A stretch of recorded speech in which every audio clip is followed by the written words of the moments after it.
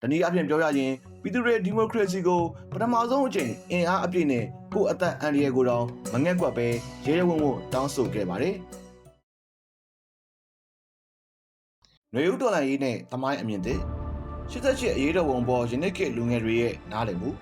1988ခုနှစ်လူထုအရေးတော်ပုံဟာမြန်မာနိုင်ငံရဲ့နိုင်ငံရေးသမိုင်းမှာမမေ့နိုင်တဲ့အဖြစ်အပျက်တစ်ခုဖြစ်ကြန့်ရှိနေသေးပါ။ယနေ့ခေတ်လူငယ်တွေက88အရေးတော်ပုံကိုဘယ်လိုမျိုးနားလည်ထားကြပါသလဲ။ဆွေးနွေးချက်တွေအရအခုခေတ်လူငယ်အများစုက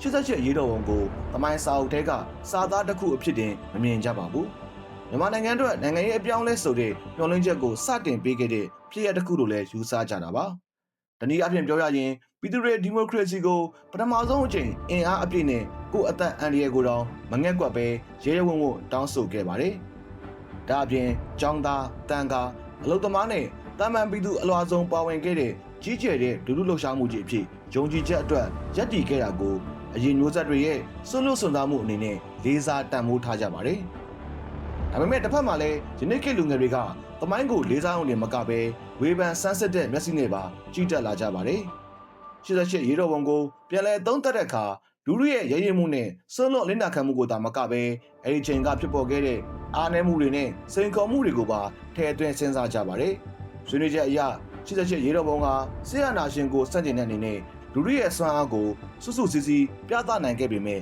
ရေရှည်နိုင်ငံရေးရည်မှတ်ချက်နဲ့စနစ်တကျဖွဲ့စည်းတည်ဆောက်မှုအပိုင်းမှာတော့အားနည်းချက်တွေရှိခဲ့တယ်လို့သုံးသပ်ကြပါတယ်။အထူးသဖြင့်အာဏာရှင်စနစ်ကိုဖြုတ်ချပြီးရင်ဘလို့နိုင်ငံရေးစနစ်ကိုဆက်သွားမလဲ